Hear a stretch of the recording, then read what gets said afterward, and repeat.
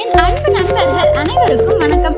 இன்னைக்கு நாம ராமாயண கதையில வர முக்கிய கதாபாத்திரமான தந்தைக்காக தன் உயிரையே விட்ட வீர தமிழ் மன்னனை பத்தி தான் பார்க்க போறோம். அது யாருன்னு யோசிக்கிறீங்களா? அது வேற யாரும் இல்ல, ராவணனோட மகன் மேகநாதன் அழைக்கப்படுற இந்திரஜித் தான். ராமன், லக்ஷ்மணன், அனுமன் போன்ற கடவுள்களையே பல முறை தோற்கடித்த ஒரு மாவீரன்னு சொல்லலாம். சரி, கதைக்கு போறதுக்கு முன்னாடி நீங்க இன்னும் நம்ம சேனலை சப்ஸ்கிரைப் பண்ணலன்னா உடனே சப்ஸ்கிரைப் பண்ணி வச்சுக்கோங்க. சரி, வாங்க கதைக்குள்ள போலாம். தமிழ் பேரரசன் ராவணனுக்கு மொத்தம் 2 மனைவியும் 7 மகன்களும் இருந்திருக்காங்க. அதுல மண்டோதரிக்கு பிறந்த மூத்த மகன் தான் மேகநாதன். ஜோதிடத்துல தலை சிறந்து விளங்கிய ராவணன் தன்னோட மகன் பிறக்கிறதுக்கு முன்னாடியே யாராலையும் வீழ்த்த முடியாதபடி சக்தி வாய்ந்தவனா இருக்கணும்னு நினைக்கிறாரு. அதனால நவகிரகங்கள் 9ஐயும் ஒரே நேர்கோட்டில் இருக்க சொல்வாரு. ஆனா சனி பகவான் மட்டும் சொன்ன பேச்சை கேட்காம இடம் மாறி மேகநாதன் இறக்க ஒரு காரணமா ஆயிடுவாரு. சனி இடம் மாறினதால ராவணன் சனியோட ஒரு காலையே உடைச்சி ஊனமாக்கிடுவாரு. குழந்தை பிறந்ததும் அந்த குழந்தையோட அழுகுரல் மேகங்கள் பிளந்து இடி பயங்கரமா இடிச்சிருக்கு. அதனால ராவணன் தன் மகனுக்கு மேகநாதன் பேர் வைக்கிறாரு. மேகநாதன் சின்ன வயசா இருக்கும்போது ரொம்ப குறும்புத்தனமாவும் புத்திசாலித்தனமாவும் இருந்திருக்காரு. பிறக்கும் போதே மகாரதியா பிறந்தது நம்ம தமிழ் இளவரசன் மேகநாதன் மட்டும்தான். மகாபாரத காலத்துல கிருஷ்ணரும், ராமாயண காலத்துல மேகநாதன், இந்த 2 பேர் மட்டும்தான் மகாரதி பட்டம் பெற்றவங்க. இவங்களால பல லட்சம் வீரர்களோட ஒரே நேரத்துல போர் செய்ய முடியும். கடவுளுக்கு நிகரான சக்தி வாய்ந்தவரா இருந்திருக்காரு நம்ம தமிழ் இளவரசன் மேகநாதன். அப்படிங்கிறது நமக்கு பெருமையான விஷயம் இல்லையா?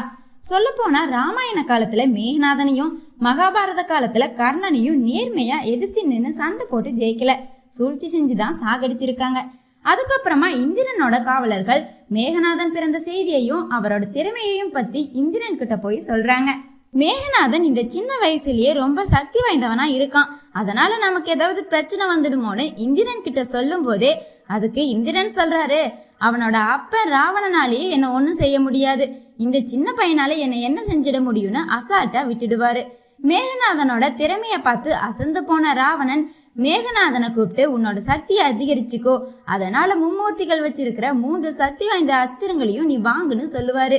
அந்த அஸ்திரத்தை நீ பக்தியால மட்டும்தான் வாங்க முடியும் அப்படின்னு ஒரு தந்தையா நல்வழியில எடுத்து சொல்லி நல்ல விதமா வளர்த்துவாரு. தன் தந்தை சொன்ன மாதிரியே மேகநாதன் கடுமையான தவம் இருந்து மும்மூர்த்திகளின் அஸ்திரத்தையும் வாங்குவாரு. என்னதான் சிலர் ராவணனை கெட்டவனு சொன்னாலும் மேகநாதனை எந்த விதத்திலையும் கெட்டவனு சொல்ல மாட்டாங்க. அந்த அளவு நேர்மையாகவும் நல்லவனாகவும் வாழ்ந்தவர் தான் மேகநாதன். அதுக்கப்புறமா மும்மூர்த்திகளின் ஆசையையும் அஸ்திரங்களையும் பெற்ற பிறகு மேகநாதனோட குலதெய்வமான நிகும்பலாதேவி தெய்வத்தை நோக்கி தவம் இருக்கிறாரு. தேவியும் மேகநாதனோட தவத்துல மகிழ்ந்து ஒரு அழியாத தேரை பரிசா மேகநாதனுக்கு கொடுத்திருக்காங்க. அந்த தெய்வம் ஒரு செய்தியையும் சொல்லுது. அது என்னன்னா, இந்த தேர்ல நீ இருக்கும் வரை யாராலையும் உன்னை வீழ்த்த முடியாது. அப்படி உன்னை யாராவது தோற்கடிக்கணும்னா 14 வருடம் தூங்காம பிரம்மச்சாரி விரதத்தை மேற்கொண்டா மட்டும்தான் உன்னை அழிக்க முடியும். அவங்க கிட்ட மட்டும் நீ கொஞ்சம் ஜாக்கிரதையா இருன்னு சொல்லுது. ராவணன் மூவுலகையும் ஆட்சி செஞ்சிருக்காரு. ஆனா அவரையே வாலியும் காத்தவீரி அர்ஜுனனும் தோற்கடிச்சிருக்காங்கன்னு நமக்கு தெரியும். 3ஆவதா இந்திரனும் ராவணனை சிறைப்பிடிச்சிருக்காரு. அப்புறம் எப்படி இந்திரலோகத்தை ராவணன் ஆட்சி செஞ்சாருன்னு பார்க்கலாம். ஒரு தடவை ராவணன் இந்திரலோகத்தை அடையணும்னு ஆசைப்பட்டு போறாரு. அங்க இந்திரனுக்கும் ராவணனுக்கும் பயங்கரமான யுத்தம் பல மணி நேரமா நீடிக்குது. கடைசியா இந்திரன் ராவணனை சிறைபிடிச்சிருவாரு. இந்த விஷயம் மேகநாதனுக்கு தெரிய வருது. கோவப்பட்டு தனது சக்தி வாய்ந்த தேர்ல இந்திரலோகத்துக்கு போய் தன்னோட தந்தையை விடுவிச்சு கூட்டிட்டு வந்துருவாரு. அதுக்கப்புறமும் கூட மேகநாதனுக்கு கோபம் தீரல. அதனால தன் தந்தைக்கே தெரியாம மறுபடியும் இந்திரலோகத்துக்கு போறாரு. தன்னோட அப்பாவையே கைது செஞ்சு வச்சிருந்தீங்களான்னு அங்க இருக்கிற எல்லா தேவர்களையும் தோற்கடிச்சு அவங்களோட ஆயுதங்களையும் எடுத்துக்கிட்டு இந்திரனையே கைது செஞ்சு இலங்கைக்கு கூட்டிட்டு வந்துருவாரு. அதுக்கப்புறமா இந்திரலோகம் 2 காட்சி அளிக்கிறதால பிரம்மன் இந்திரனை விடுவிக்க சொல்லி கேட்பாரு. இந்திரனையே வென்றதால மேகநாதனுக்கு இந்திரஜித்னு பேர் வைப்பாரு பிரம்மன். தன் மகனை நினைச்சு ரொம்ப பெருமைப்படுறாரு ராவணன். மேகநாதன் இந்திரலோகத்துல இருக்கிற மற்ற தேவர்களின் ஆயுதங்களை எடுத்துட்டு வந்தாரு இல்லையா? அந்த ஆயுதங்களை எல்லாம் எப்படி பயன்படுத்தணும்னு குரு சுக்கராச்சாரியர் கிட்ட போய் கத்துக்கோன்னு சொல்லி அனுப்பி வைப்பாரு ராவணன். அப்போ மேகநாதன் சுலோச்சனாங்கிற ஒரு பொண்ணை காதலிச்சு திருமணம் செஞ்சுக்கிறாரு. ராமாயணத்துல சிறந்த கணவன் ராமனை சொன்னாலும் உண்மையிலேயே மேகநாதன் தான் சிறந்த கணவன். ஏன்னா ராமனாவது மத்தவங்க சொன்னாங்கன்னு சீதையை தீக்குளிக்க சொன்னாரு. ஆனா மேகநாதன் தன்னிடம் எவ்வளவு சக்தி இருந்தாலும் பெண்களுக்கு மதிப்பளிச்சு கடைசி காலம் வரைக்கும் சுலோச்சனைக்கு மட்டுமே உண்மையா வாழ்ந்தாரு. ராவணனை கூட சீதையை கடத்தின விஷயத்துல தப்பு சொல்லலாம். ராம லக்ஷ்மணன் கூட சூர்பனகையை அவமானப்படுத்தினாங்க. ஆனா மேகநாதனை யாராலையும் குறை சொல்ல முடியாது. மகாபாரதத்துல எப்படி கர்ணன் தன் நண்பனுக்காக உயிரையே விட்டாரோ அதே மாதிரி ராமாயணத்துல தன் தந்தைக்காக தன் உயிரையே விட்டவர் தான் மேகநாதன். யாராலையும் தோற்கடிக்க முடியாத மேகநாதனை எப்படி தோற்கடிச்சாங்கன்னு பார்க்கலாம். ராமாயண போர் நடந்துட்டு இருக்கு. தன்னோட சித்தப்பா கும்பகர்ணன் போர்ல இறந்த விஷயம் மேகநாதனுக்கு தெரிய வருது. கோபத்தோட அடுத்த நாள் போருக்கு போறாரு. ராமன் லக்ஷ்மணன் 2 பேர்கிட்டையும் சண்டை போட ஆரம்பிக்கிறாரு. மும்மூர்த்திகளின் சக்தி வாய்ந்த அஸ்திரங்கள் எதையும் பயன்படுத்தாம சாதாரண நாகாஸ்திரம் வச்சு ராமன் லக்ஷ்மணன் 2 பேரையும் உயிர் போற அளவு முதல் நாள்லயே நிலக்கொலைய வச்சிடுறாரு. அப்போ ஹனுமன் அந்த இடத்துக்கு வந்து 2 பேரையும் கருடனோட உதவியோட காப்பாத்துறாரு. இப்படி அடுத்தடுத்த நாள் தொடர்ந்து மேகநாதன் கிட்ட சாதாரணமா தோத்துக்கிட்டே இருக்காங்க ராமனும் லக்ஷ்மணனும். எத்தனை தடவை தான் தோற்கடிக்கிறது அப்படின்னு மேகநாதன் தன் தந்தை கிட்ட போய் சொல்றாரு. இன்னைக்கு ராமன் இல்லனா லக்ஷ்மணன் 2 பேத்துல ஒருத்தரையாவது மரணம் அடைய செய்வேன்னு சொல்லிட்டு போய் போர்ல லக்ஷ்மணனை பயங்கரமா தாக்கிடுவாரு. இந்த தடவை அனுமனால எதுவும் செய்ய முடியல. அதனால இமயமலையில இருந்து சஞ்சீவி மலைய அப்படியே பேர்த்தெடுத்துட்டு இலங்கைக்கு கொண்டு வந்து லக்ஷ்மணனையும் காப்பாத்திடுவாங்க. கடவுளா இருந்தாலும் தோத்து போனதை ஒத்துக்காம திரும்ப திரும்ப வராங்களேன்னு தேவியை நோக்கி யாகம் செய்ய ஆரம்பிக்கிறாரு மேகநாதன்.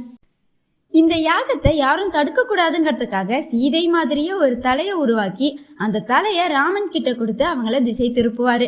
ராமன் லக்ஷ்மணன் 2 பேருமே கதறி அழுவாங்க. அப்போ அவங்க கூட இருந்த விபீஷணனுக்கு ஏதோ தப்பா இருக்குன்னு சொல்றாரு. 1000 தான் இருந்தாலும் தன்னோட சகோதரன் ஒரு பொண்ணை தாக்க மாட்டான்னு எனக்கு நல்லா தெரியும் அப்படின்னு சொல்லிட்டு இருக்கும்போதே ஒற்றன் ஒருவன் மேகநாதனோட யாகத்தை பத்தி சொல்றாங்க. இந்த யாகத்தை மட்டும் நடத்தி முடிச்சிட்டாங்கன்னா நாம இந்த போர்ல தோற்பது உறுதி அப்படின்னு சொல்றாரு விபீஷணன். உடனே லக்ஷ்மணன் யாகத்தை தடுக்க போறாரு.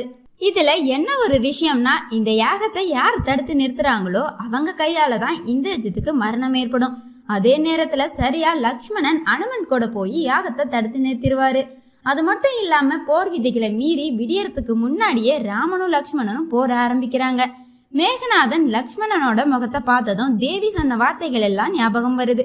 தான் லக்ஷ்மணன் கையால தான் சாக போறோம்னு தெரிஞ்சும் தன் தந்தை கிட்ட போய் கடைசியா ஒன்னு சொல்றாரு. தந்தையை இப்போர நிறுத்தி விடுவது சரின்னு தோணுதுன்னு சொல்றாரு. பகைவனை எதிர்க்க முடியாம நான் இதை சொல்லல. இன்னைக்கு அனைவரையும் இழந்து நிற்கிறோம் தந்தையே. அதனால நாளை தேவியின் சொல்படி என் உயிர் இந்த பூமியை விட்டு போன அடுத்த நொடியே சீதைய அவங்க கிட்டேயே கொடுத்துடுங்க. ஏன்னா என்ன போன்ற 1000 மேகநாதனை உங்களால உருவாக்க முடியும். ஆனா இன்னொரு ராவணனை அந்த கடவுளே நினைச்சாலும் உருவாக்க முடியாது. நீங்க உங்க முடிவுல இருந்து பின்வாங்குபவர் இல்லை அப்படிங்கறது எனக்கு நல்லாவே தெரியும். நாளை நான் இறந்த பிறகாவது நான் சொன்னதை நினைச்சு பாருங்க அப்படின்னு சொல்லிட்டு அடுத்த நாள் போருக்கு போறாரு மேகநாதன். போர்ல மேகநாதன் தன் உயிர் போகும்னு தெரிஞ்சும் தன் தந்தையோட கௌரவத்தை காக்க முடிஞ்ச வரையிலும் சண்டை போட்டு ராமனோட படைய சுக்குநூறா உடைச்சு தள்ளுறாரு.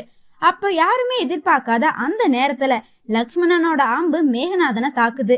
அதுக்கப்புறமா சுத்தி சுத்தி விட்ட அம்புகள் அனைத்தும் மேகநாதனோட உடம்ப குத்தி கிழிக்குது.